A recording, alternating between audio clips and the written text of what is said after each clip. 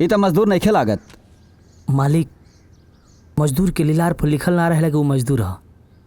हम आदमी के देख के बता सके नी वो मजदूर बा कि मजबूरी में काम करे आयल बा। ना ना मालिक, कौनो मजबूरी ना, अपना मर्जी से गांव से आइल बनी काम करे खातिर। ठीक बा राम जी इनके लेके जा, काम समझा दिया और कंपनी दिखा दा। ठीक बा साहब। जी जा संगे जा। ठीक है जी।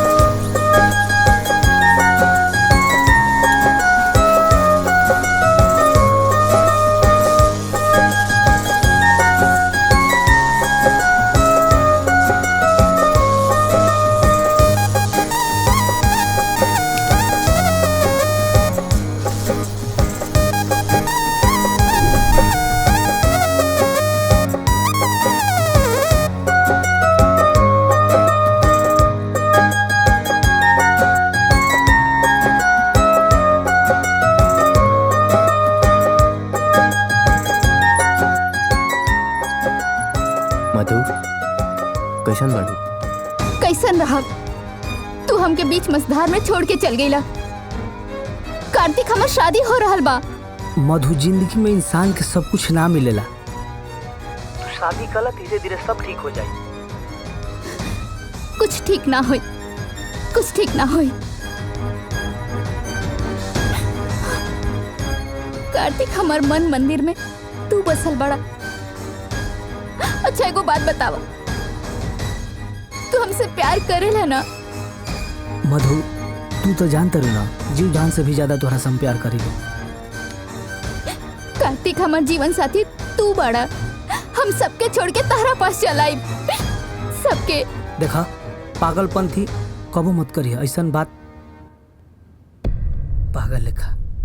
अब गीता अखिया लड़ल बा, आधा जियरा अभी भरल बा। मौसम है दीदार का, मौसम है दीदार का। दिल तेरा चुरा लेगा रूप मेरे प्यार का।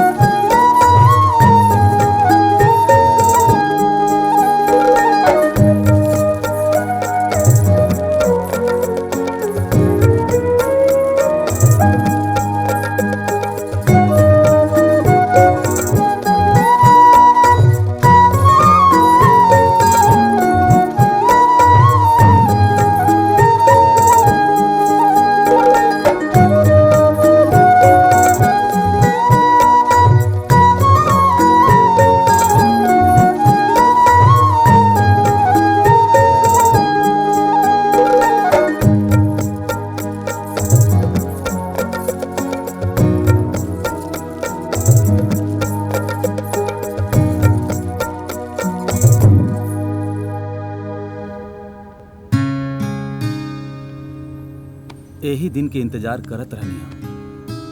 तनी आपन चांद सा सूरत तो दिखावा। रुकी, चांद देखे खातिर नेग ले आइल बनी। अच्छा नेग, नेग तो भुला गई नहीं, कल लेके आई। ठीक बा, ती चांद के दर्शन भी रघुआ के काले होई। अब ई सब कौन नाटक बा?